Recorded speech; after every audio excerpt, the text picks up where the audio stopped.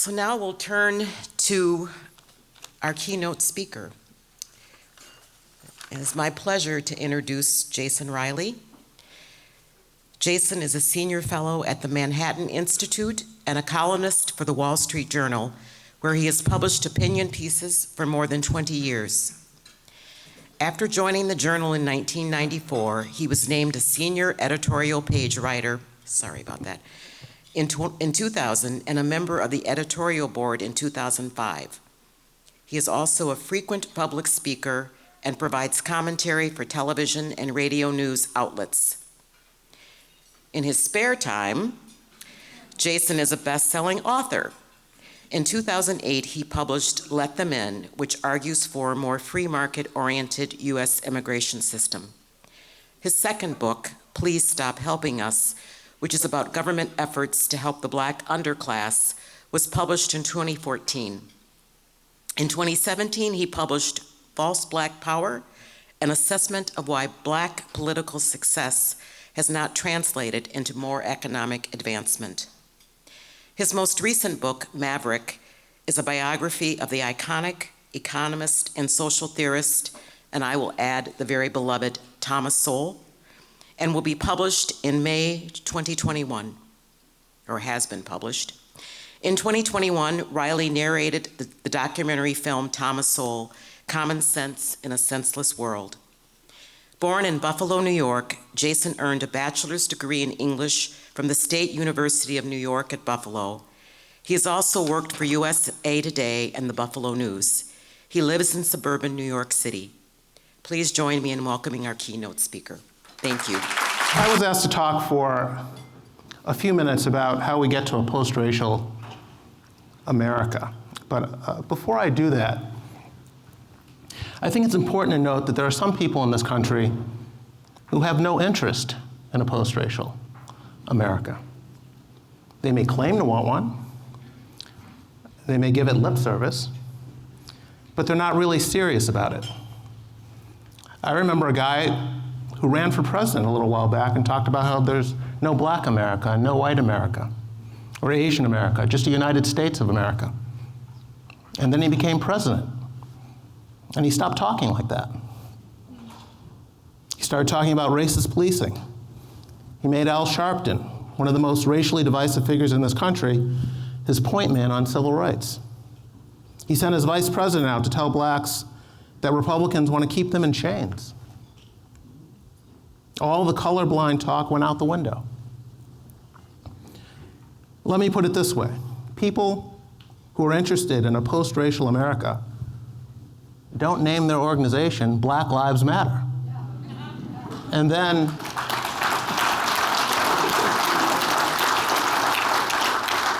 get upset when you say all lives matter. People who are interested in a post-racial America don't push to introduce critical race theory in elementary schools. They don't embrace racial propaganda like the 1619 Project. They don't advocate for racial preferences in college admissions, or racial quotas in hiring.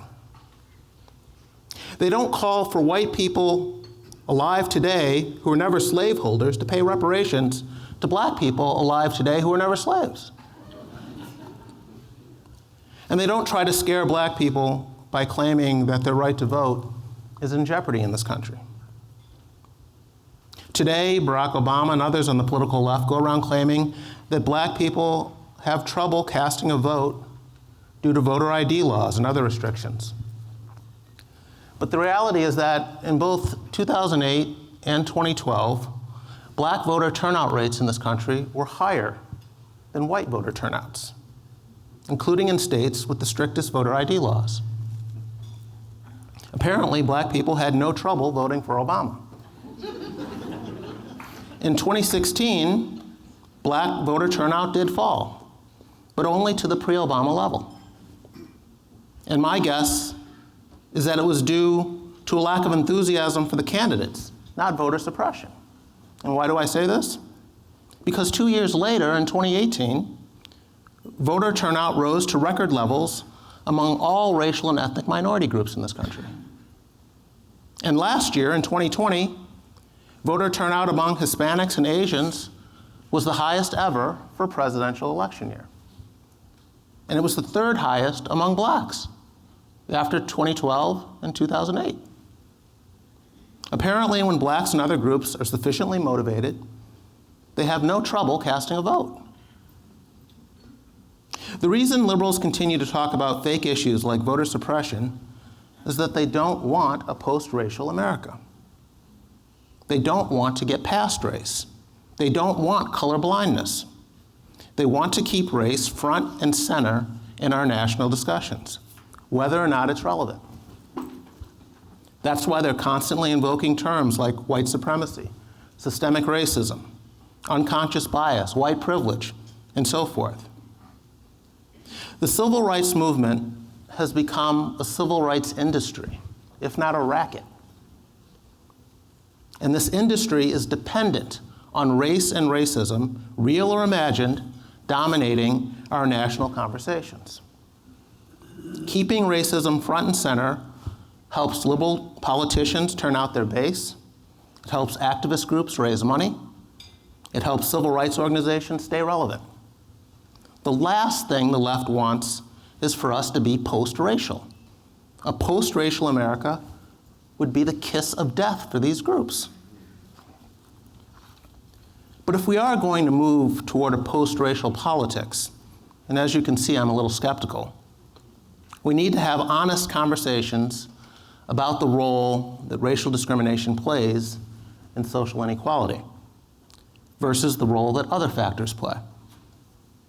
Today's liberals are not particularly interested in honest conversations about racial inequality. But this wasn't always the case.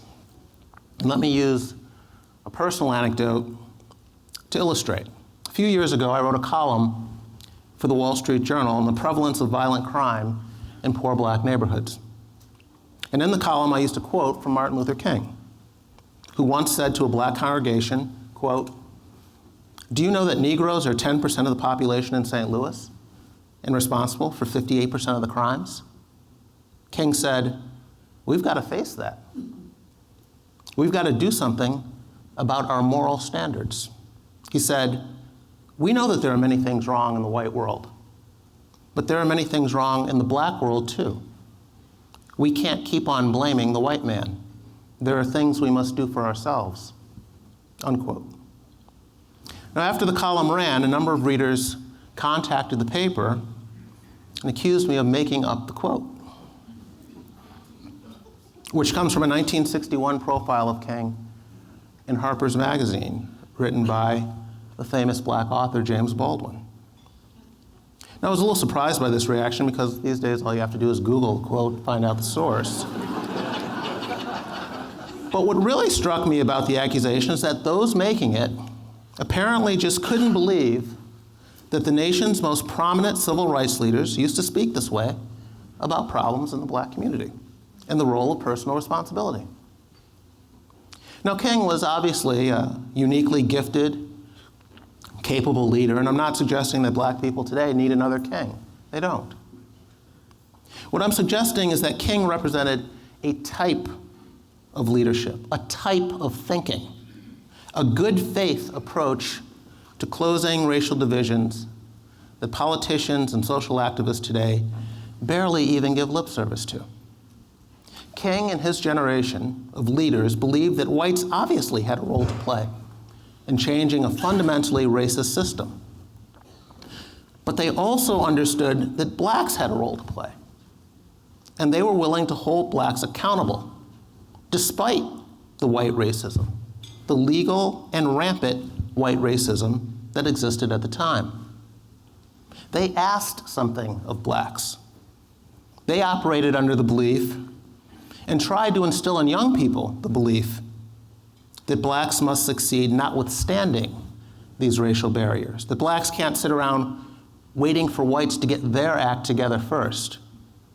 They weren't waiting for a post-racial America. By contrast, liberal elites today ask almost nothing of black people.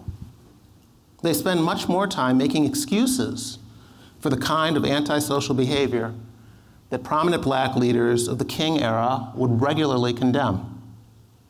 Young black kids today are sent out into the world with a chip on their shoulders.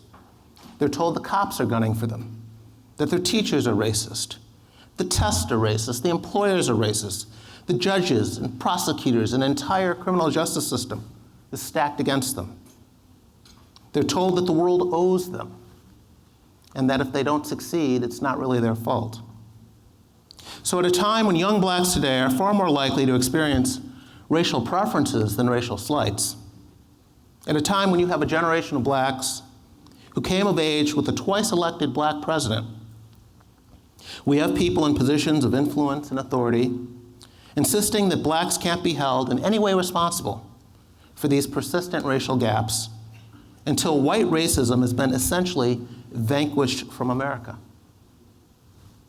In many cases, you're dealing with black leaders and activists who consider any focus on black responsibility or accountability to be itself a form of racism. And the academic and political and media establishments, for the most part, play right along with this. The discussion of race and crime and policing today is a good example of this phenomenon. This is a debate that, of course, reached fever pitch with the George Floyd protests. The entire nation, or so it seemed, came to agree that policing was a major problem in our inner cities, and that it was exacerbating racial inequality. But as I watched this play out, the narrative didn't quite seem right to me. I've lived in low-income black neighborhoods, gone to school in these neighborhoods, worked in these communities, and I can't recall the police ever being perceived as a bigger problem than the criminals. So as I watched this play out in the media, I was skeptical. Were the people sounding off on television and Twitter really representative of the people who live in these communities? Let me offer you some data. In a Gallup poll released last year, 81% of black Americans said they wanted more police presence in their neighborhoods for it to remain the same or to increase. 81% said that. Just 19% said they wanted it to decrease. Another Gallup poll released a year earlier asked black and Hispanic residents of low-income communities specifically about policing. 59% of blacks and 59% of Hispanics said, quote, they would like the police to spend more time in their area than they currently do, unquote. In 2015, which is right after Michael Brown was killed in Ferguson, a poll found that a majority of black respondents said police treat them fairly. And far more blacks than whites, by a 2-to-1 margin in fact, said they, quote, want a greater police presence in their local communities. Again, that's after Ferguson. Nor is this a recent phenomenon. Crime control has been a priority of blacks for a long time. All the way back in 1993, a Gallup poll found that 82% of black respondents said the criminal justice system doesn't treat criminals harshly enough.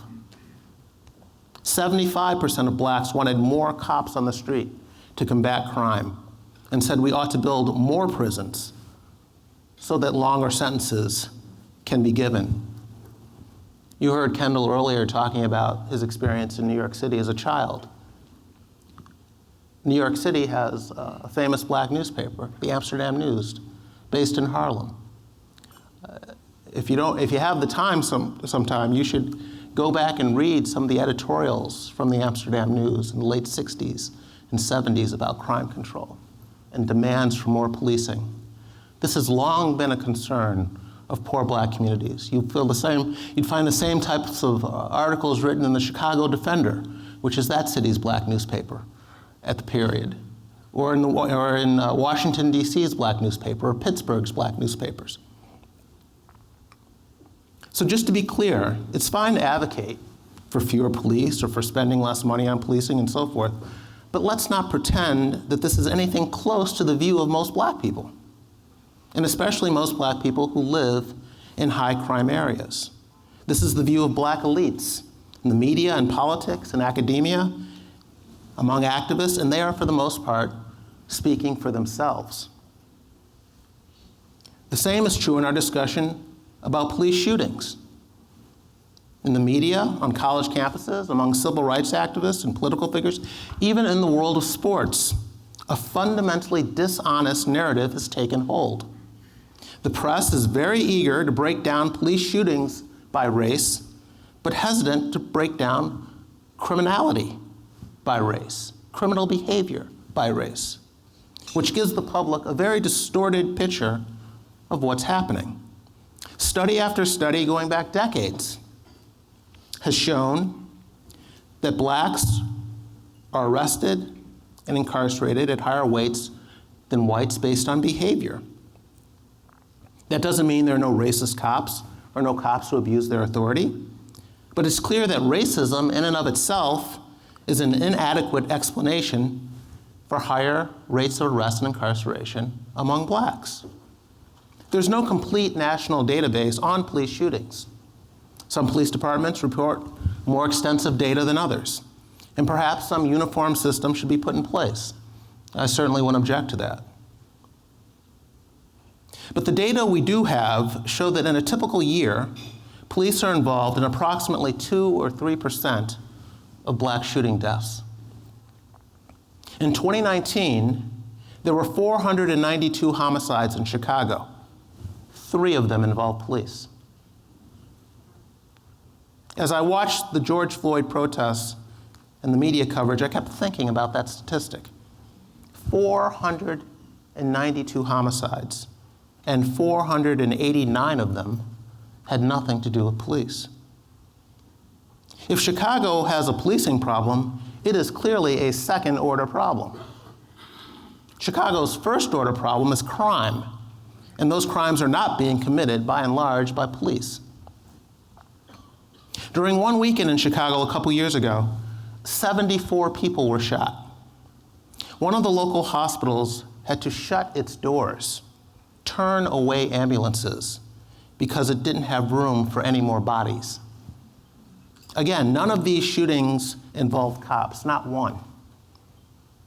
Young black men in Chicago or Baltimore or St. Louis may indeed leave the house every morning worrying about getting shot, but not by a cop. But you'd never know this by following the media coverage. The media has fed the public a storyline about race and policing that serves the interest of activists and liberal politicians, but that cannot be supported by facts and data. This is not simply misleading, it is dangerous, as we saw from the violent protests.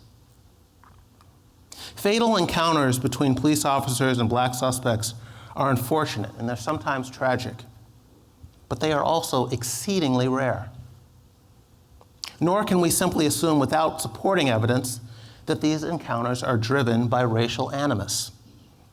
According to a Washington Post database, police shot and killed 999 people in 2019, including 424 whites and 252 blacks.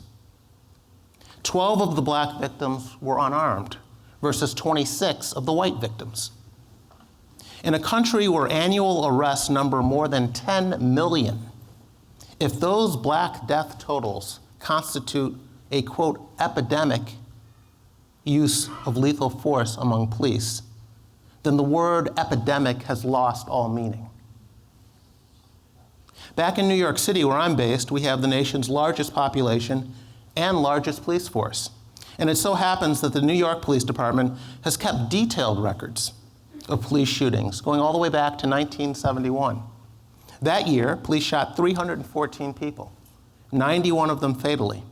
2 decades later, the number of police shootings in New York had fallen from 314 to 108. And fatalities had fallen from 93 to 27. The most recent numbers I've seen are from 2019, when New York City police shot 34 people, killing 10. So we're talking about a roughly 90% reduction in police shootings and police shooting fatalities in the nation's largest city with the nation's largest police force over the past 50 years. And New York is no outlier here. Police shootings have fallen dramatically nationwide and in other major cities over the past half century.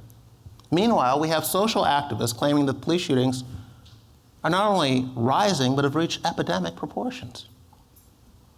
It's another example of how a prevailing narrative can be almost completely divorced from the empirical data. But if we want to begin to do something about social inequities, we need to be honest with ourselves. We need to correct these false narratives that so often are driving the discussion. According to federal figures, police shootings of black people have fallen by more than 70% nationwide since 1970. This idea of trigger-happy cops out there today systematically gunning for young black men, based on everything we know, is a myth. Yet we have entire movements today advancing this narrative, and the media expressing next to no skepticism. We had street protests and rioting all over the country based on this narrative. Pro-athletes refusing to stand for the national anthem in protest of cops gunning for young black men. They think there's some epidemic going on out there. It's a narrative that has gained tremendous currency based on anecdotal evidence, social media videos that have gone viral, but no empirical data supports this narrative. We've reached a point where the facts don't matter. All that matters is controlling the narrative. The media would have you believe that the main problem in our inner cities is policing. But the sad reality is that only about 13% of the population in this country is black, yet blacks commit more than half of all homicides in the country. Roughly 7,000 blacks are murdered each year, and 90% of them are killed by their peers. There is your epidemic. Bad cops should be called out and punished. And I think the activists are performing a public service when they call attention to police misconduct. The problem is the overemphasis on police behavior. If you believe that these lives really matter, if you want to reduce that black body count, then just as a practical matter, should your main focus be on the 2% of black shooting deaths that involve cops, or the 98% that don't? The people pushing false narratives about voting or policing or crime want to keep race front and center. But I believe this is mostly an elite phenomenon. As Kendall said earlier, most ordinary people in this country, black and white, want to move on from racializing everything. And that's the good news. Our political debates may not be post-racial, but race relations have never been better in this country. Terms like white supremacy and systemic racism and unconscious bias are thrown around all the time in the media. But racial attitudes have been trending toward more tolerance for well over half a century. Polling indicates that Americans have never been more tolerant of who they work with, who they attend school with, who they live next door to. The most persuasive evidence of increased tolerance might be who people are choosing to marry. In the late 1960s, the intermarriage rate was about 3%. Today, it's almost 20%.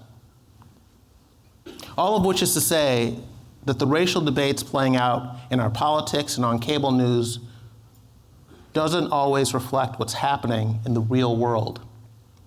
But let me add this. While a post-racial America would be great, and I hope we continue moving in that direction, I also know that black social and economic progress does not depend on us being post-racial. In fact, history shows that blacks are moving ahead at faster rates during times when they faced a far more hostile society than anything we face today. Liberals cite racism as a blanket explanation for racial gaps in income, employment, and education, and crime, etc. But the view that racism is the biggest obstacle to black progress can be challenged empirically. It turns out that the most significant social and economic progress among blacks occurred at a time when few people would argue that the country was less racist. For the first half of the 20th century, and well into the 1950s, black marriage rates in the US were either similar or higher than white marriage rates. As late as the 1960s, 2 out of 3 black children were being raised in a home with a mother and a father. Today, more than 70% are not. In the 1940s and 50s, black labor participation rates exceeded those of whites. Black incomes grew at a much faster rate than white incomes, and the black poverty rate plummeted. Between 1940 and 1970, so this is during Jim Crow segregation and prior to the era of affirmative action, the number of blacks in middle-class professions quadrupled. Your accountants and engineers, teachers and social workers, lawyers and so forth. Between 1960 and 1970, black incomes in the US doubled. They rose for whites during that decade as well, but not as fast as they rose for blacks. In other words, during this period, racial gaps were not just narrowing, but narrowing in some cases quite rapidly. Steady progress was being made, and it was being made during a time of rampant racism. In this earlier era, black crime rates were lower than they are today. So were black incarceration rates, even though blacks were poorer back then, and even though you had all white police departments in the South, where officers were openly members of the Ku Klux Klan. The criminologist Barry Latzer reports that in the 1940s, homicide rates for black men fell by 18%. In the 1950s, they fell by another 23%. This was a remarkable achievement, given that it overlapped with the migration of blacks from rural areas to urban areas, which are typically much more violent. So you would have expected the black homicide rate to go up. A recent study by Ohio University economist Richard Vedder noted that the greatest 25 years of black progress after emancipation came between the early post-war period and around 1973. The inflation-adjusted median income of the black population more than doubled between 1948 and 1973, increasing an astonishing 3% per year, according to Vedder. Another recent analysis of black social mobility in the 20th century was published last year in a book by Harvard's Robert Putnam, and it reached a similar conclusion. Quote, "The progress toward equality for black Americans didn't begin in 1965. By many measures, blacks were moving toward parity with whites well before the victories of the Civil Rights Revolution, despite the limitations imposed by Jim Crow," says Putnam. Moreover, after the Civil Rights Movement, that long-standing trend toward racial parity and racial equality slowed, stopped, and even reversed, he writes. Overall, African American incomes rose relative to white incomes for the first 2/3 of the century.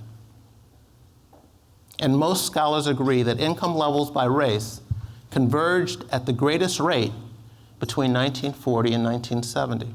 Again, if racism is the main barrier to black upward mobility, as the political left maintains, or if we need to be a post-racial society for blacks to get ahead, what explains the tremendous progress being made by blacks in this country when racism was not only more widespread, but still legal? When you could put a sign in your window that said, "We don't hire blacks." When black neighborhoods were being redlined. When black schools were underfunded, and on and on. What this tells me is that black progress is less about white behavior and more about black behavior. We spend so much time talking about what blacks can't be expected to accomplish due to racism, and so little time talking about what blacks have in fact accomplished, notwithstanding racism. Some of the ugliest racism in the nation's history.